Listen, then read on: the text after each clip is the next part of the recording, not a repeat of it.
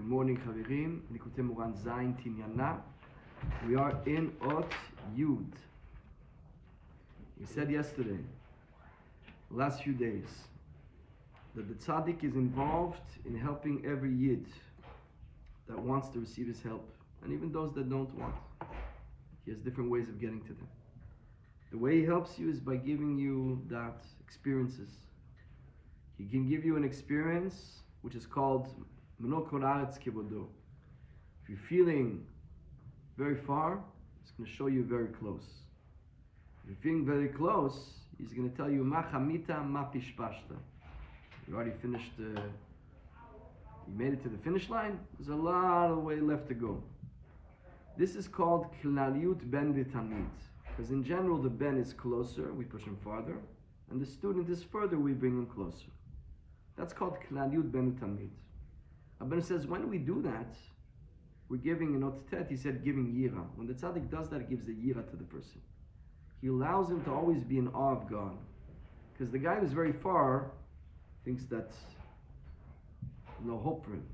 So we show him you're close, so he starts to fear Hashem. Until we say Mimakim Kirati Hashem, the pasuk says Kilicha Hashem.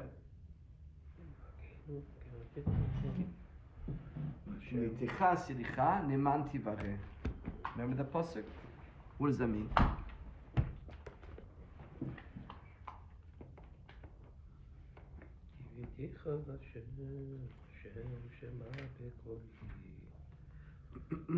Shir HaMa'anot Makim Kiraticha Hashem. Hashem Shema B'Koli. From the depths I'm calling to you. Hear me out. Hear my voice. Tinyana oznecha kashuvot likol tachanunai. Hear my supplications. Im avonot tishmoya, Adonai mi yamod. If you're going to keep an accounting of my sins, who can survive? Ki mecha silicha neman tivare. You forgive so that we should fear you. Because if you never forgive, that's finished for me. So the guy is anyways getting a life sentence. So he's going to go and do a lot more crimes.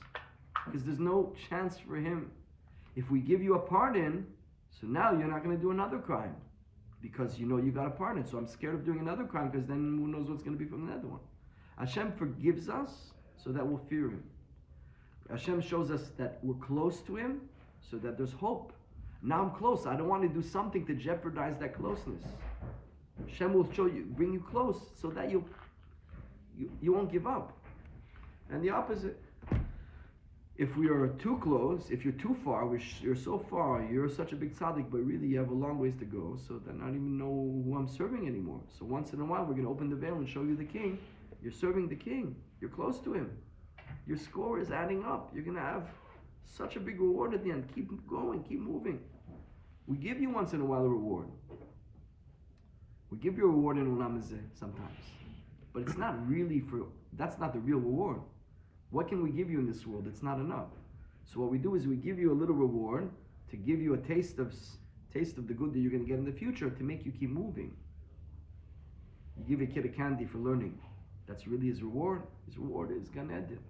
But the candy gives him a taste of something, so we show you. So he's going to keep moving. So we show you once in a while the greatness of Hashem, even though we're telling you always keep moving, in order that you should have Yirat Shamayim of who you should be serving. By doing that, said Rabbeinu, in the Zman of Achila, you get something else. You get a makif which is called Mapan Hashem.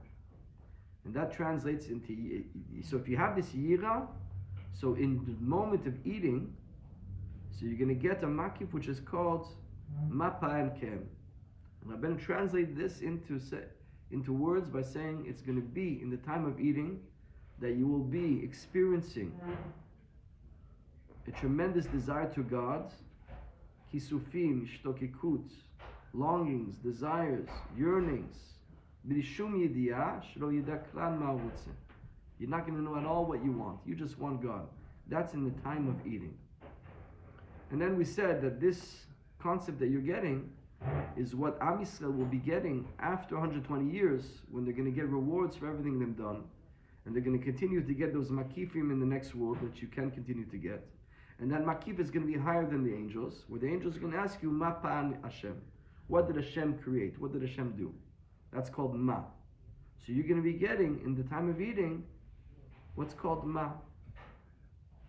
I want to show you what's written over here.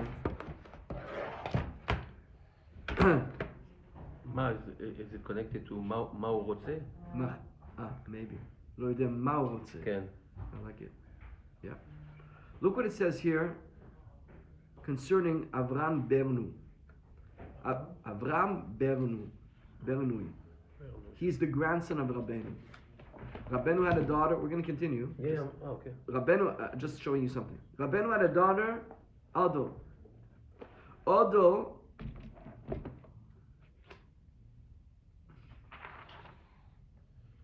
had a son, Avram Ber.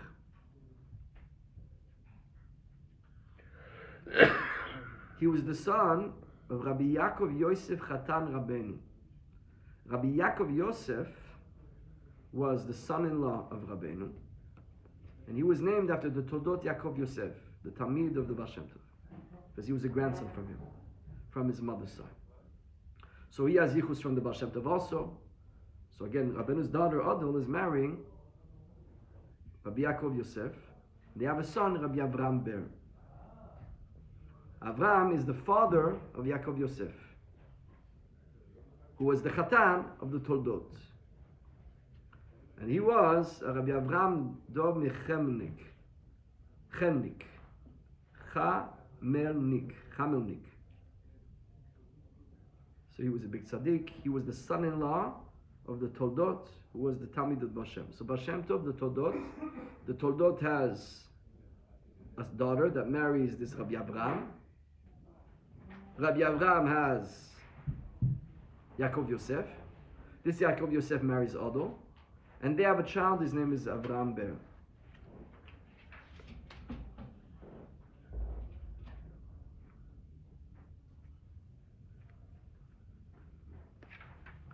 Rabbi Avram Bernu was living in the city of Cherim, where a lot of Breslovers were.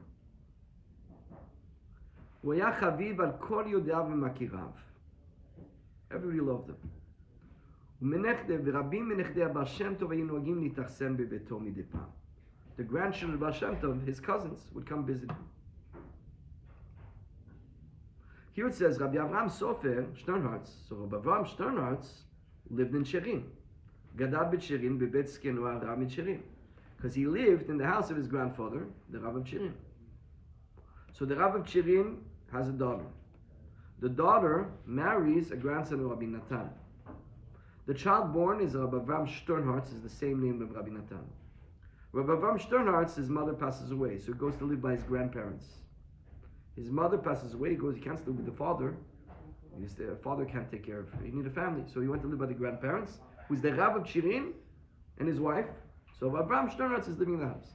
Avram Sternhartz is the Rebbe of Rabbi Yaakov Meshekter, Rabbi Gedalia Kenning, Rabbi Shapira, all the Gdolim of Lasdo. He was the Amud HaTavech.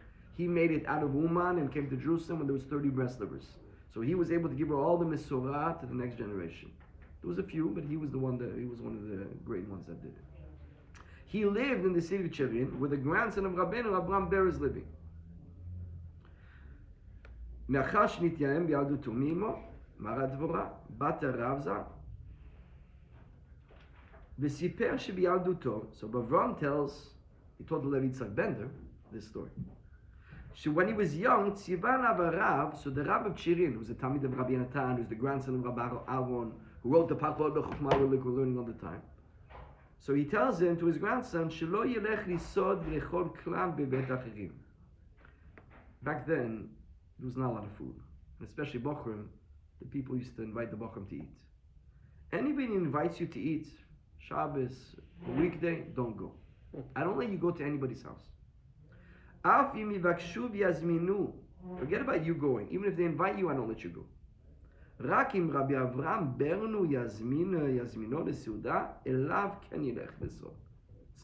But Rabbeinu's grandson, Rabbi Avram Ber, if he invites you, then I let you go and you should go. ואכן, פעם אחת הזמינו רבי אברהם בר. So Rabbi Avram Ber once invited Rabbi Avram Sternhartz. הבחין אז רבי אברהם שטרנץ בקדושת אכילו של רב אברהם. And he saw that he was eating, Rabbi Avram Bernu. So Rabbi Avram Shtorats is watching Rabbi Avram Bernu is eating. איך שאחרי כל כף שאוכל, every spoon that he eats, מכניס לפיו, מניח רבי אברהם ברנו את הכף מידו. He puts the spoon on the table, ומרים עיניו כלפי מעלה. And he lifts his eyes towards heaven, בהשתוקקות נפלאה, with a yearning and longing and desire. וכן מכף אחד לשנייה. Every spoon that he's eating, he's putting it down, he's meditating, he's going up into desires for Hashem. שחזר מבית רב אברהם ברנו, so when Avraham Sternhartz comes back to his grandfather's house, the Rav of Chirim, שאלו זקנו, was hast du gesehen? Avraham Bernu, what did you see there? סיפר זקנו אודות הנהגתו הקדושה של רב. I tell you what I saw. It wasn't eating, it was meditation. ענה ואמר שירין, דרך וברך גהייסן גייצים. That's why I told you to go to him.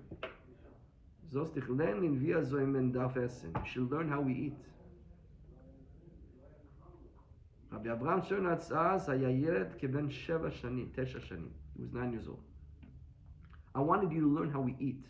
It says over here, the notes, in the siyach, Rabbi Avinu was a rich person. And they would give him all kinds of amazing foods. He was rich. Rabbi Bernu was rich. And he had food b'chef on his table. We're not talking about a guy that's eating bread. He had everything you can imagine.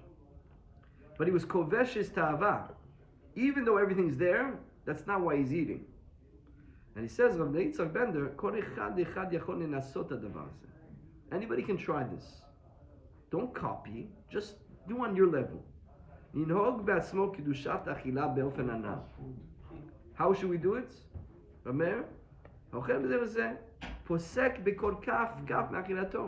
Pause between eating.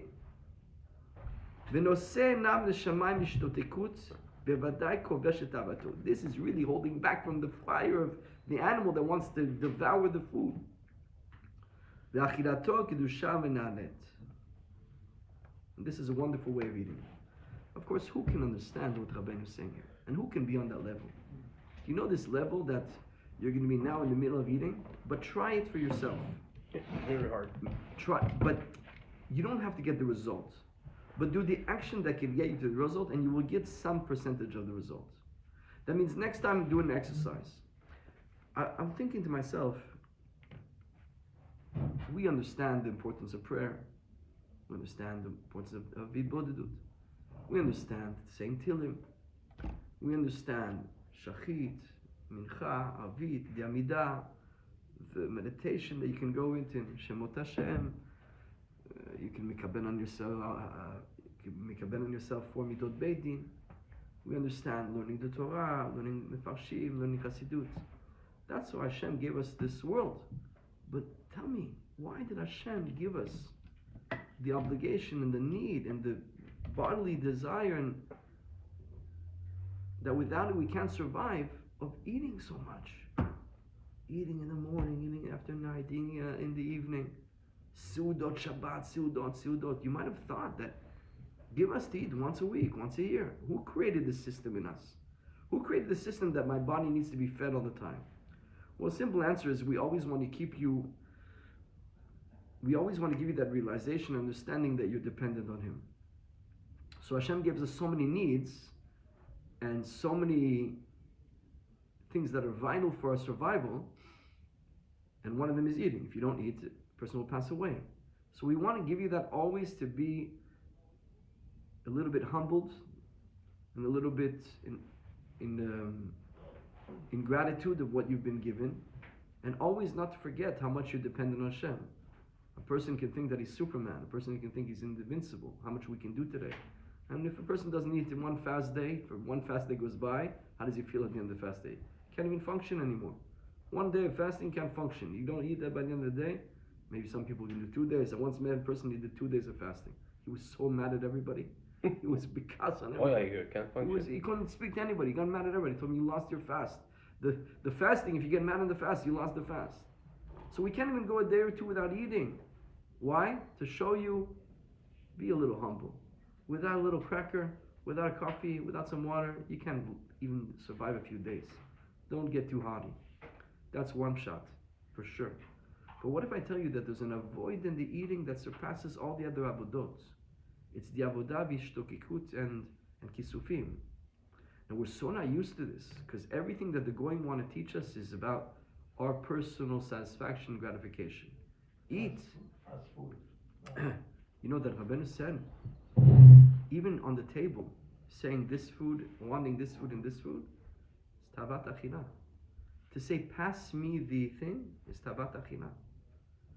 Rabbi Yitzhak Bender, you know how he used to eat his meal? Somebody told me. There's a chaver we have, Weitzender. Not Avraham Weitzender, his brother, Yitzhak Weitzender. Great chassid. He was here once, and spoke a lot with him.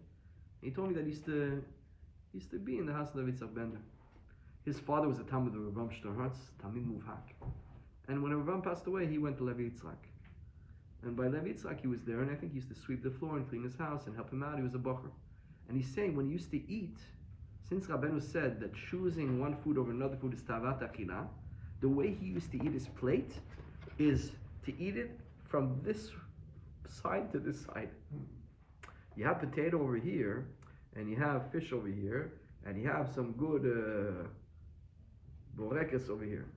So to go and pick the borekas that you want over the vegetable, the potato over the vegetable is tavat achila for Rabbeinu. So he would eat the closest food to him until he finishes the other end of the plate. Can you imagine the avodah? So now, if the purpose of eating is not like the going tell us, where there's half of the industry is just what kind of food, a better food, a geschmack food, and there is room for it on Shabbat. On Shabbat, you should buy the best things. On Shabbat, we're not monks. We don't have to live in a mountain and not indulge. Hashem gave you, but when to indulge, when to use it, when to take the pleasure, so they will bring you up and not bring you down. You will bring up the food. When is that? On Shabbat, on Yom Tov. And even that is within reason. Even that is within measure. Even that is b'kedusha.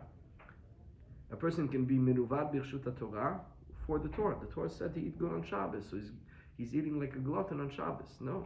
Even with derech eretz. If you look in Halakha, which I think we're going to have to learn the Halachot of eating, the derech eretz of eating, first step of breaking tavat achila, first step is not to be picky on foods. Second step is to eat healthy foods.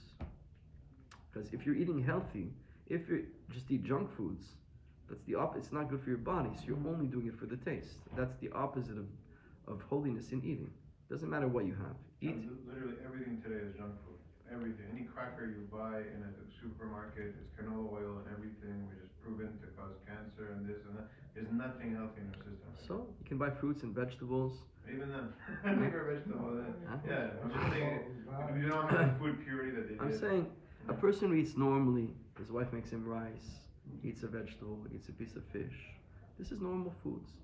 To always buy the junky stuff, that's the opposite. First, eat healthy. Then eat. Don't be picky on the table. Do the exercise. Don't ask for something down the table. Eat what's in front of you. And then, even in Halakha, eating slowly. Even in Halakha, it's written.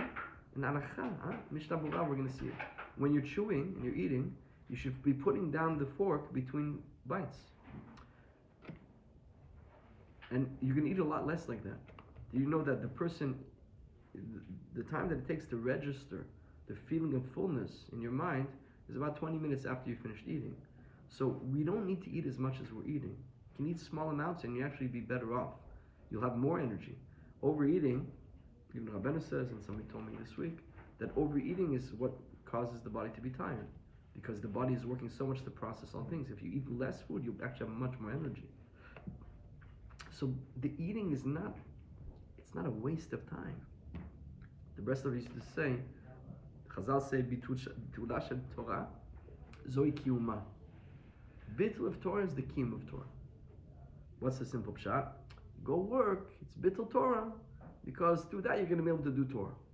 Go eat, it's bittul Torah, but through the energy you're going to learn Torah. Bitula zoi kiyuma. And they used to say, no, The bitur is the kiyum.